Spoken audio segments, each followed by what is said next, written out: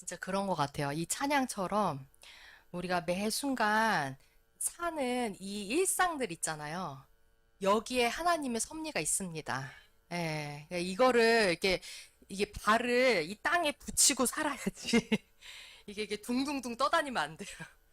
이게 보면 정말 하나님은 이 일상의 이 삶에 굉장히 큰 관심을 갖고 계세요. 근데 여기에 대해서 이것을 우리가 놓치면 나중에 하나님 앞에 갔을 때, 아, 정말 많은 기회를 놓쳤다는 거를 깨닫게 될 것 같아요. 그래서 우리가 지금 내 옆에 있는 사람, 음, 지금 나하고 가까이에 있는 누군가, 그리고 내가 맡은 일, 이런 것들이 정말 하나님이 주신 기회라는 것을 우리가 깨닫는 은혜가 있기 원합니다. 네. 그래서 우리 문성원 집사님, 집에서 설거지하고, 빨래하고, 이것도 다 하나님의 섭리. 아멘? 다 사랑의 수고. 에? 그 기회요, 기회. 이 기회 놓치면 안 돼. 예, 다 그게 너무 귀한 것입니다. 우리 같이 내가 하나님 안에서 얼마나 귀한 존재로 부르심 받았는지 같이 선포합니다. 시작. 나는 세계적인 리더다. 나는 세상의 빛이다. 나는 세상의 소금이다. 나는 하나님과 친해졌다. 나는 빛의 자녀이고 어둠의 자식이 아니다. 나는 하나님이 선택하신 사람이고 하나님의 사랑을 듬뿍 받는 사람이다. 나는 하나님께로 다시 태어난 사람으로 마귀가 나를 만지지도 못한다. 아멘. 성경책 손에 들고 하나님 말씀 듣기 전에 결단합니다. 시작. 이것은 나의 성경책입니다. 이 성경에서 할 수 있다는 것을 나도 할 수 있습니다. 오늘 하나님의 말씀을 배우는데 이 말씀을 마음속에 받아들여 꼭 변화될 것입니다. 예수님의 이름으로 기도합니다. 아멘. 나는 성경책입니다. 이런 줄 알았네. 우리 사모님은 열심히 특심이셔가지고 그냥 틀려도 큰 소리로 나는 성경책입니다. 예, 오늘은 고린도전서 8장입니다. 아유, 저 글씨가 되게 작네요. 고린도전서 8장 1절에서 13절. 요거 한 장 전체를 다 읽는 건데 이거를 좀 자를 수가 없어가지고 그냥 쭉 가겠습니다. 이게 스토리 이야기이기 때문에 요거를 읽으시면서 이게 어떤 지금 내용인지 잘 보시면 좋을 것 같아요. 예, 고린도전서 8장 1절에서 13절. 저기 272페이지. 예, 272페이지입니다. 제 성경으로는.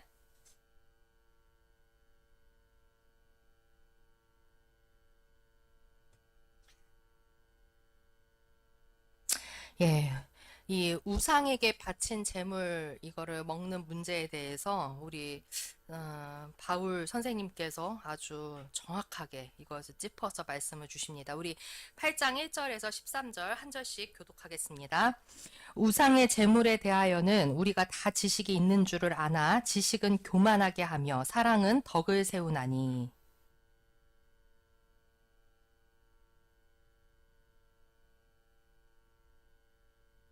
또 누구든지 하나님을 사랑하면 그 사람은 하나님도 알아주시느니라.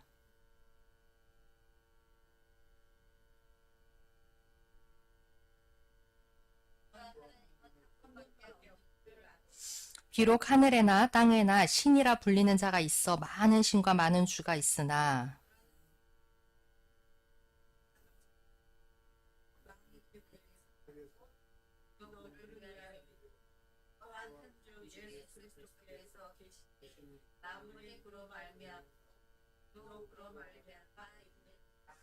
그러나 이 지식은 모든 사람에게 있는 것은 아니므로 어떤 이들은 지금까지 우상에 대한 습관이 있어 우상의 제물로 알고 먹는 거로 그들의 양심이 약하여지고 더러워지느니라.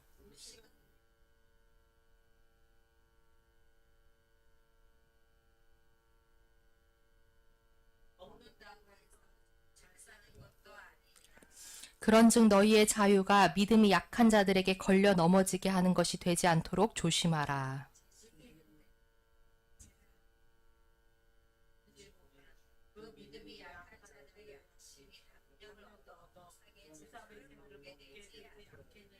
그러면 내 지식으로 그 믿음이 약한 자가 멸망하나니 그는 그리스도께서 위하여 죽으신 형제라.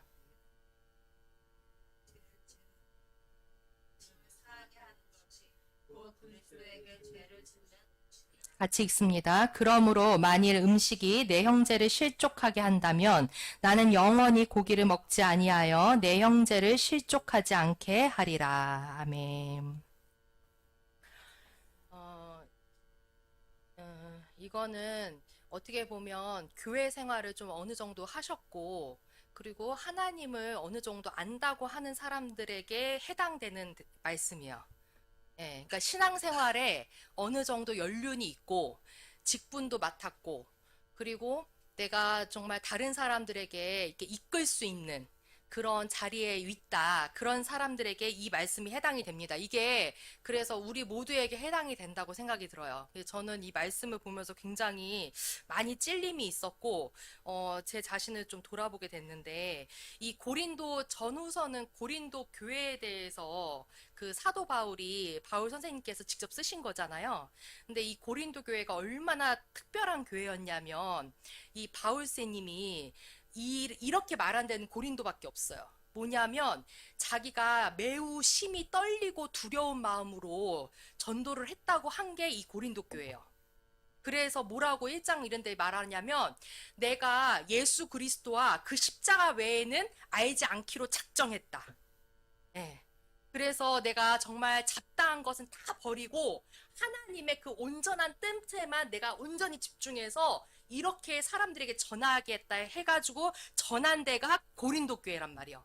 그래가지고 이 고린도 교회가 얼마나 대단한 교회였냐면 이 하나님을 온전히 전하니까요. 어떤 일이 벌어지느냐.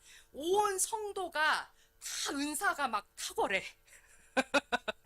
막 여기저기서 방언이 터지고 막 예언이 나오고 막 치유가 일어나고 막 그냥 난리가 나는 거예요. 막 오순절 저리 가라야. 오순절 오순절 교회가 아니구나. 어디죠? 여기 순복음 교회. 순복음 교회 저리 가라야. 순복음 교회 막 난리잖아요. 가가지고 라라라라 막 이러. 여기 고린도 교회는 막 한 거예요. 그러니까 이렇게 막 아주 열심히 특심이고, 예? 막 하나님에 대한 열정이 막 엄청 불타올라. 막 이렇게. 그러니까 보세요. 은사가 열렸다는 건 뭐냐면 하나님과의 통로가 열려버린 거예요. 그러니까 이게 보세요. 은사가 있어야 돼요. 은사가 없으면 이 말씀 깨닫는 것도 힘들어. 그러니까 말씀을 봐도 어렵다고. 이게 성령님이 깨닫게 하셔야지 이게 알아지는 거지. 이게 머리가 똑똑하다고 요거를 다 알 수 있는 게 아니에요. 그러니까 어렵다고 그러는 거야, 말씀이. 그러니까 이게 막 성령님이 막 드러나시게 일을 하시니까 막 이 고린도 교회 성도들이 막 이 말씀이 그냥 막 알아지는 거예요. 그래가지고 지식이 너무 탁월한 거야. 막 사람이 근데 생각해 보세요. 아는 게 많아지면 어떤 형상이 벌어질까요? 막 아는 게 내가 이 사람이 모르는 걸 나만 알고 있어. 그럼 어떻게 하고 싶어요? 알려주고 싶어. 이 무식한 자에게 이 무식한 이 사람들에게 내가 나 혼자 아는 거, 나 이 비밀스러운 거, 이 깨달은 거, 이거를 막 알려주고 싶은 거예요. 그런 일들이 막 벌어졌다고요, 고린도 교회에서. 그래서 너나 할 거 없이 그냥 입이 터져가지고 내 말을 들어라, 내 말을 들어라. 내가 깨달았다. 그러면서 막 얘기 막 다들 마이크 잡아.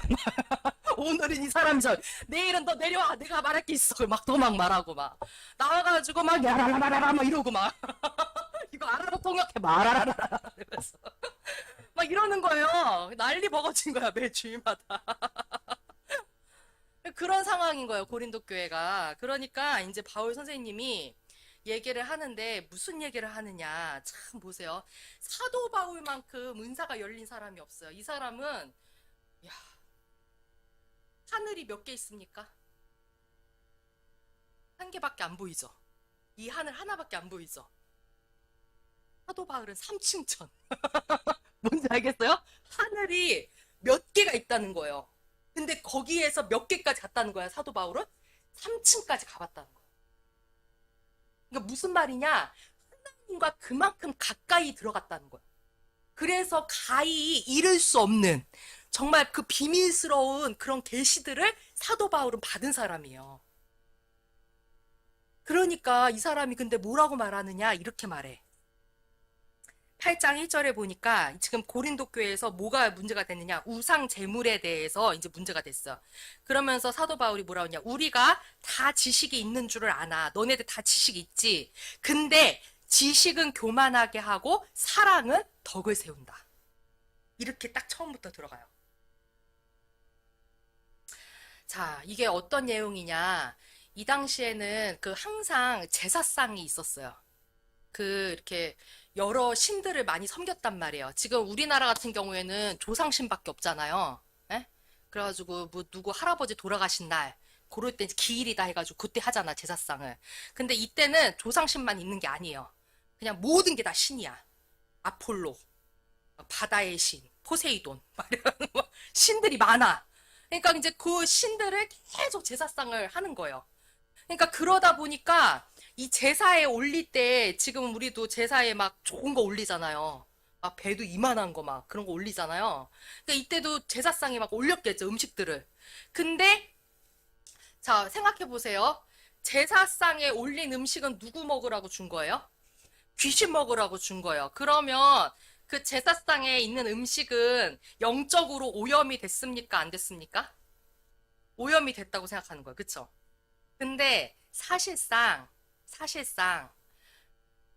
우리가 하나님을 아는 사람 있잖아요. 하나님을 믿는 사람은 어떤 귀신의 영향도 받지 않아요. 무슨 말이냐? 그 얘기 아시죠? 어느 집에 팻말이 이렇게 있는데 그 사람 이름이 딱 적혀 있는 거. 옛날에는 이렇게 이름이 밖에 적혀 있잖아요. 지금 개인정보라고 적으면 안 되는데 옛날에는 뭐 이름 딱 적혀 있단 말이에요. 근데 어떤 점쟁이가 이게 스님인가 점쟁이가 이렇게 지나가다가 딱 봤는데 그 이름 보니까 그래가지고 그 사람 그 집을 이렇게 들어가 봐. 그래가지고 여기 주인 있냐고 물어봐. 그런데 그 사람이 주인이 나오는 거예요. 그러니까 이 스님이 깜짝 놀라면서 어떻게 아직 살아있냐고 그러는 거야. 왜 그런 거예요? 왜 그럴게요? 그 이름이 어떤 이름인 거야? 벌써 죽었어야 되는 이름. 벌써 죽었어야 되는데 그래서 궁금해가지고 찾아봤는데 어머 그 사람이 나오는 거야. 그래가지고 어머 어떻게 살아있느냐. 알고 봤더니 그 사람이 누구를 믿어요? 하나님을 믿는 사람. 하나님을 믿는 사람은 이 관상이금 뭐든 이게 다 비껴간다고요. 무슨 말인지 알겠어요? 이게 그 저주 누가 뭐 누구한테 막 이게 막 인형 가지고 막 꽂아 그래 저주를 해. 그 소용 없어. 하나님 믿는 사람은 누가 지키셔요? 하나님이 지키신. 하나님의 통치 아래 들어왔기 때문에 세상에 그런 것이 영향을 미칠 수가 없다는 거예요. 근데 그렇기 때문에 이 사도 바울이 이러는 거야. 뭐라 그러냐면 4절에 뭐라 그러냐. 그러므로 우상의 재물을 먹는 일에 대하여는 우리가 우상은 세상에 아무것도 아니며 또한 하나님은 한 분밖에 없는 줄을 아노라. 이렇게 말했어. 우상한테 바쳤던 음식을 먹는다 그래서 내가 무슨 해를 받고 내가 막 이거 먹어가지고 나 이제 아플 거야. 막 이런 저주가 올 수가 없다는 거예요. 왜냐하면 하나님의 통치 아래 들어갔기 때문에. 그것이 영적인 원리예요. 근데 지금 아까 집사님이 말한 것처럼 사람들이 어떻게 생각하냐면 저거 귀신한테 바친 건데 근데 저거 먹으면 나도 나도 이제 귀신 영향을 받게 될 것 같은데 이렇게 생각하는 사람도 있었다는 거예요. 그러니까 이 말씀을 잘 모르는 사람들. 그러니까 여기에서는 이제 믿음이 약하다고 나오는데 이런 사람들이 볼 때는 저거 먹으면 안 되는 건데 이렇게 보는 거예요. 근데 사실상 먹어도 상관없다는 거야. 그러면 먹어도 상관없다는 사람은 믿음이 강한 거예요, 약한 거예요? 강한 거죠. 그러니까 하나님 말씀을 아는 거예요. 그러니까 믿음이 강한 사람이 있고 저거 먹으면 안 되는데 이렇게 움찔움찔하는 믿음이 약한 사람이 있었다는 거예요. 근데 근데 우리가 생각해 보세요. 보통 내가 믿음이 강해. 내가 좀 알아. 그러면 그렇게 잘 몰라가지고 믿음이 약한 사람에 대해서 어떻게 합니까?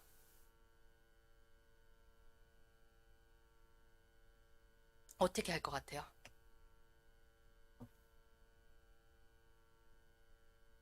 믿음이 약한 사람에 대해서 보통 두 가지 반응이 나와요. 하나는 뭐냐? 아까 말한 것처럼 가르치려고 들어.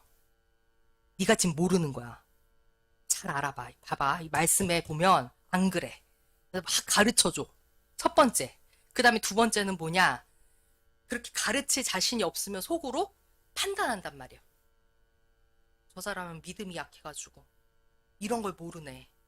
그렇게 한다는 거야. 근데 사도 바울이 뭐라고 말하느냐?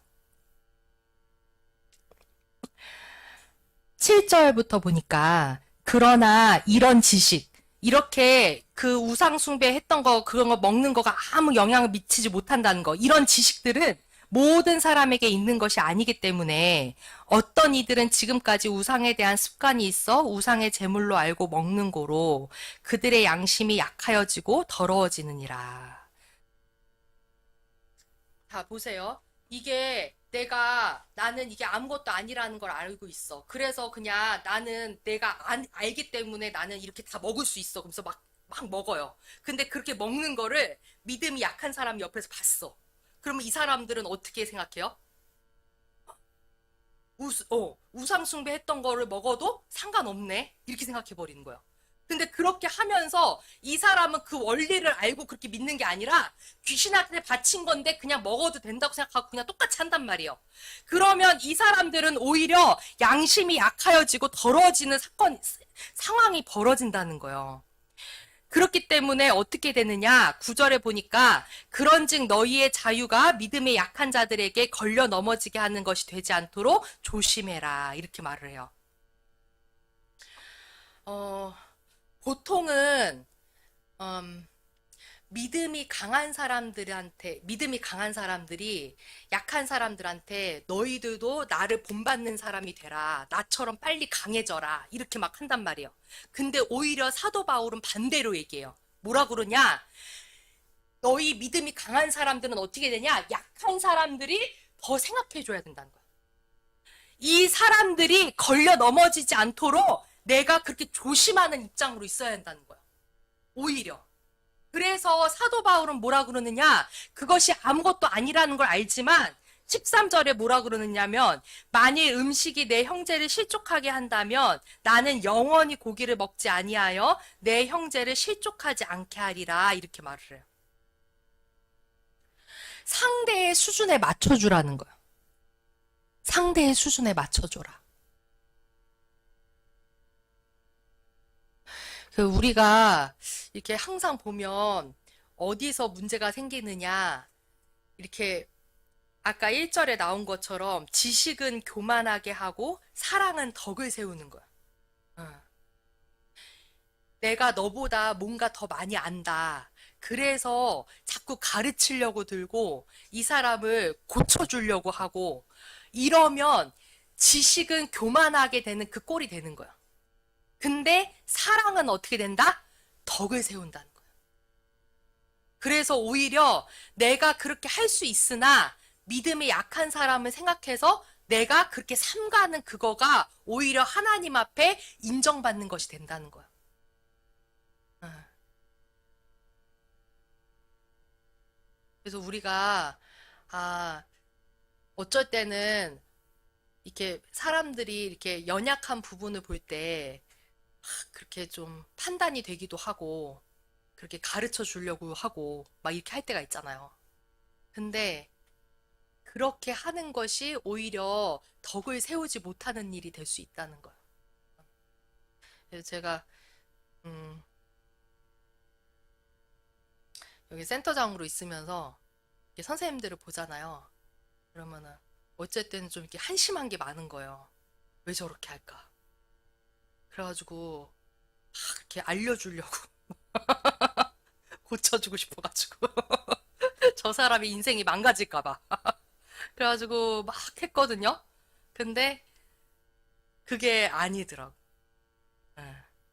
오히려 그 상대방의 수준에 맞춰서 내가 그 사람이 시험되지 않게끔 그렇게 내가 조심하는 것이 오히려 하나님의 사랑을 더 드러내는 일이다. 예, 그래서 우리가 이 시간 하나님 앞에 같이 기도하는데 주님, 음, 내가 자유롭게 한다는 것이 상대방에게 걸려 넘어지게 되는 것이 아닌지 그것에 대해서 내가 다시 한번 나를 돌아봅니다. 하나님, 내가 믿음이 강하다고 해서 약한 자들을 내가 그렇게 함부로 생각하는 것이 아니라 오히려 그 사람을 세워주는 자가 될 수 있도록 예수님이 그렇게 하셨던 것처럼 우리가 그런 자가 될 수 있도록 하나님, 우리에게 그렇게 넉넉한 마음을 더 주시옵소서. 우리 이 시간 같이 하나님 앞에 기도하겠습니다.